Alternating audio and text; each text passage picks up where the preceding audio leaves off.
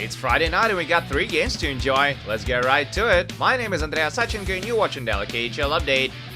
Russia's capital is where we take you first.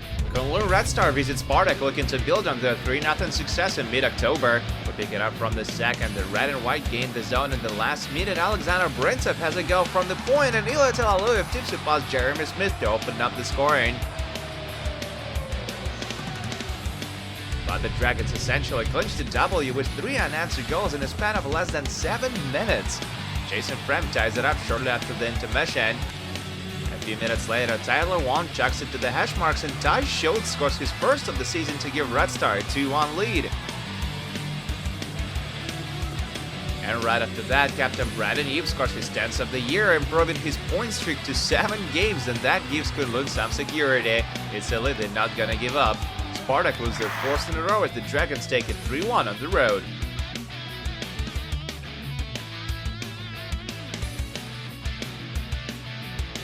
There's plenty of snow in Chelyabinsk already as Traktor face off against Vitesse. The Virstas enjoy a great first period. Alexander Yeremchuk beats Alexei Melnichuk from a tough angle just under 4 minutes in. And later in the frame, Stepan Starkov finds his target with a mid-range shot. With that, Vitesse have a comfy 2-0 lead after 20. They improve it to 3-0 early in the second. Vladislav Kara dishes it over to the hash marks and Kirill Raskazov ends the night for Melnichuk, who allows 3 goals and 15 shots. Traktor swapping for Ilya Proskorykov and get a goal back middle for the period until Bordasov zings it home for his 11th of the season.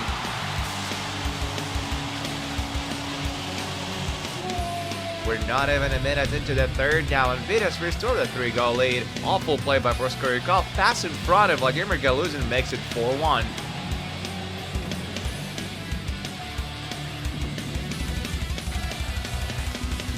Soon after that, Galuzin draws an assist as Vladislav Kara rifles it past Proskorykov with a juicy one-timer on a power play. Traktor scores their second less than a minute later as rookie Maxim Shabanov endures his 8th of the year, but that's all they can do. Vitesse snap their 2-game skid and take it 5-2 on the road.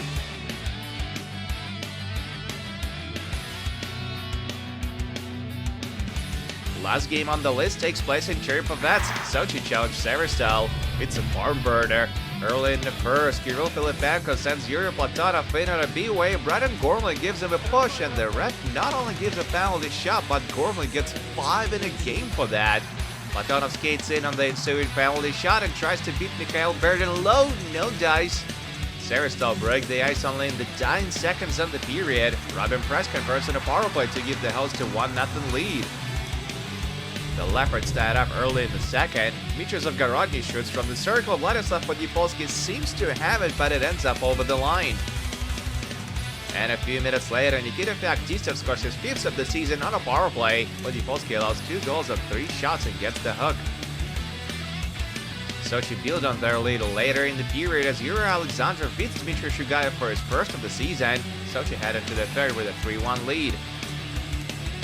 But Severstal strike twice in 80 seconds to bring it back to even. First, Robin Press scores his 2nd of the night and 5th of the year. And then 19-year-old rookie Ilya Ivantsov nets his first career KHL goal. Igor Morozov and Nikolai Timashov with the helpers.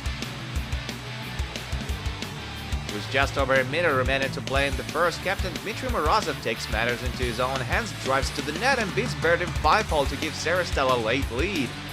Sochi roll the dice with the extra skater and find the equalizer though. Nikita Popogayev scores his 6th of the season with just as many seconds remaining on the clock. He goes all the way to the shootout and Severstal get the W. Ruslan Abrosimov with a deciding attempt in the 5th round. Sochi lose their 11th game in a row and remain dead last in league standings. 5-4 to final. And that's it for the KHL update, but do come back tomorrow for another pack of 4 games including Torpedo vs Lokomotiv and Metalurg against SPA St. Petersburg.